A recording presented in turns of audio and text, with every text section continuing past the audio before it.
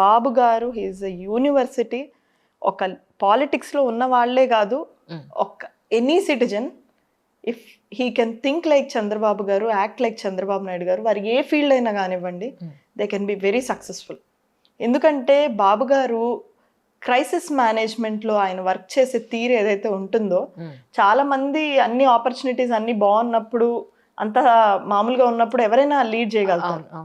క్రైసిస్లో best leadership ఇవ్వగలిగే వ్యక్తి ఎవరైనా ఉన్నారంటే, మామూలుగా అంటే క్రైసిస్లో you can see Chandrababu Naidu గారు 2.0 అంత బాగా చేస్తారు.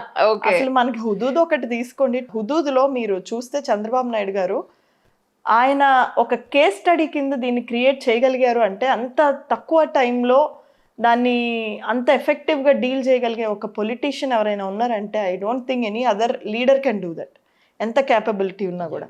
అంతేకాదండి, ఆయన టెక్నాలజీని జోడించి పరిపాలనలోకి తీసుకొని వచ్చారు అని అంటే, అందులో మీరు చూసేది ఏముంది, కంప్యూటర్లు ప్రవేశపెట్టారు. కానీ అందులో అంతరార్థం అది కాదు, data driven governance.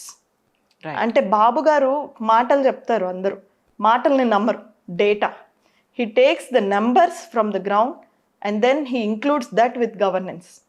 Tech driven governance అంటే ఆయన చూసే నేర్చుకోవాలి.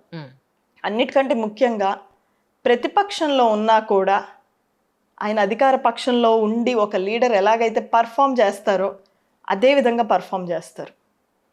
That is one of his very special quality.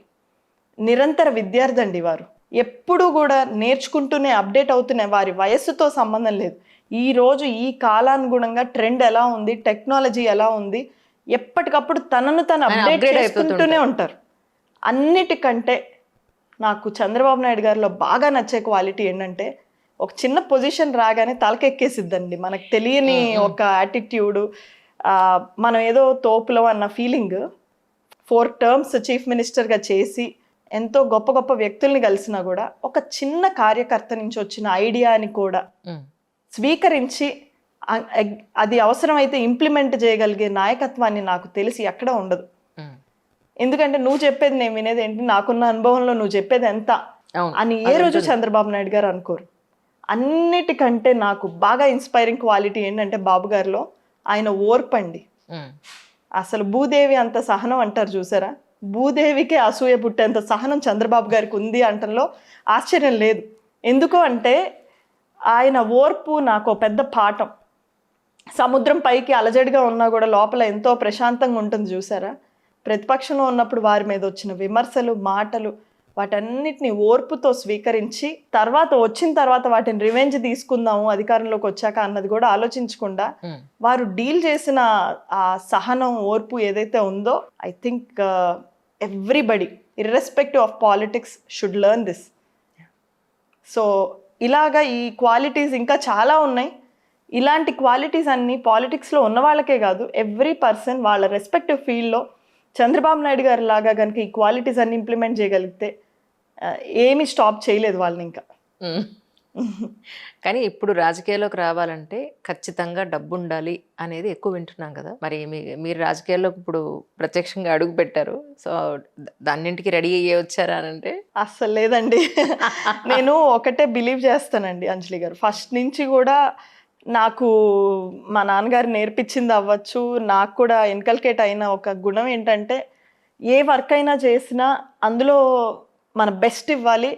అది మనకి తెలియని ఫీల్డ్ అయినా అందులో నేర్చుకొని మనం హార్డ్ వర్క్ చేస్తే ఆ హార్డ్ వర్కే మనల్ని it will take to the place where you deserve అన్నది నా బలమైన నమ్మకం. భూమి ఫౌండేషన్ స్టార్ట్ చేసిన రోజున నాకున్న ఒకే ఒక గోల్, ఈ ప్లేస్ నేను క్లీన్గా పెట్టాలి, ఈ ప్లేస్ని నేను ట్రాన్స్ఫార్మ్ చేయగలగాలి, అంతే. నెక్స్ట్ వీక్ ఇంకొక స్పాట్, అంతేగాని నాకు ఈ భూమి ఫౌండేషన్ గోల్ ఓరియంటేషన్ ఉంది డెఫినెట్లీ. ఈ ఒంగోలు సిటీ మొత్తాన్ని ఒక మంచి మోడల్ సిటీగా తయారు చేయాలన్న గోల్ ఉంది.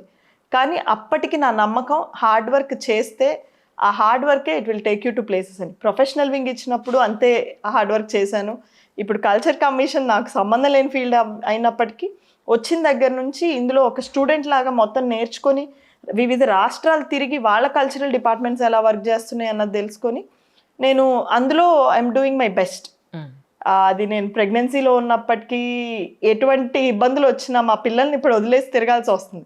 రైట్. నాకు ఐ హ్యాడ్ ట్విన్ కిడ్స్ అన్నమాట, ఓహో. 7 months old. Okay okay. చాలా టఫ్ వాళ్ళని వదిలేసి తిరగడం. పాప బాబు అండి? పాప బాబు. సో అది కొంచెం కష్టమైనప్పటికీ నాకు ఈ రోల్ ఇచ్చారు, నాకు ఈ రెస్పాన్సిబిలిటీ ఇచ్చారు కాబట్టి I wanted to do my best. నేను అది I believe that it will take me to the right place. And ఇంకా డబ్బు అంటారా, డెఫినెట్గా డబ్బు లేనిది ఈ రోజుల్లో ఏ పని అవ్వట్లేదు. ప్రస్తుతానికి ఐ కెనాట్ ఎఫర్డ్ అండి, డెఫినెట్లీ అది ఓపెన్గా చెప్పే ఫ్యాక్టే. నాకు I cannot afford any election. But I believe డబ్బున్నోళ్లే పాలిటిక్స్లో గెలిచే రోజులు కూడా పోయాయి. ఎందుకంటే మనం ఒక ఆమ్ ఆద్మీ పార్టీని ఎగ్జాంపుల్గా తీసుకొనవచ్చు. ఎంతో సామాన్యులకి ఆపర్చునిటీ ఇవ్వడం వల్ల కూడా గెలిచారు. తెలుగుదేశం పార్టీలో ఒకప్పుడు లీడర్షిప్ మొదలైందే అతి సామాన్యులతోటి. ఆ రోజులు వేరు, ఈ రోజులు వేరైనప్పటికీ చాలా ట్రాన్స్ఫార్మ్ అయినాయి పాలిటిక్స్. యంగ్స్టర్స్కి ఒక మార్పు చేయాలనుకునే వారికి అవకాశం ఇచ్చే ప్రజలు ఈ రోజు ఉన్నారు, అవకాశం ఇచ్చే ఆపర్చునిటీస్ ఈ రోజు ఉన్నాయి. కాబట్టి ఐ బిలీవ్ ఇన్ దట్. అంటే మీ నాన్నగారు చాలా ప్రాపర్గా ప్లాన్ చేశారు అనిపిస్తుంది. అయ్యో లేదు లేదు, వినండి వినండి, ఫౌండేషన్ స్టార్ట్ చేయడం దగ్గర నుంచి మీ ఒంగోలు ఏరియాకి మీరు చేసిన సేవా కార్యక్రమాల దగ్గర నుంచి దాన్ని చంద్రబాబు నాయుడు దగ్గర రిజిస్టర్ అవ్వడం వరకు నేను అనుకోవడం ఏంటంటే కమింగ్ ఎలక్షన్స్కి ప్రాపర్గా మీరు ఒంగోలు నుంచి స్టార్ట్ చేస్తారు నా గట్టి ఫీలింగ్. లేదు లేదండి, అసలు ఇది అంతా అన్ప్లాన్డ్ అండి.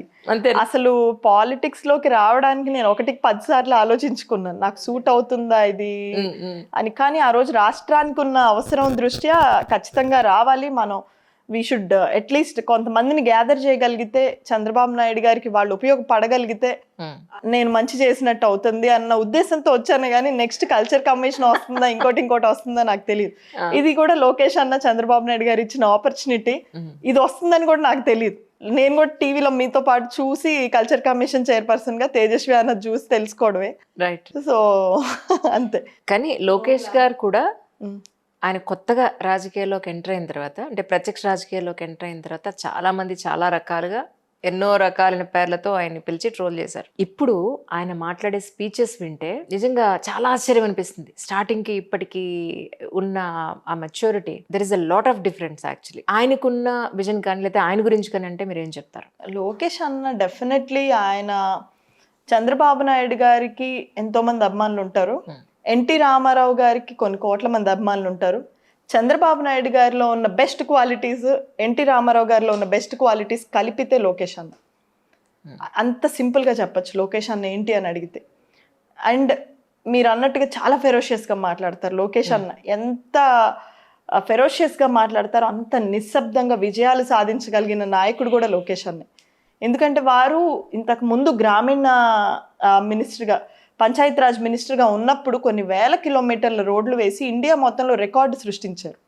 ఆ రోజు కూడా వారి లీడర్షిప్ని ఎవరు ఎక్స్పెక్ట్ చేయలేదు.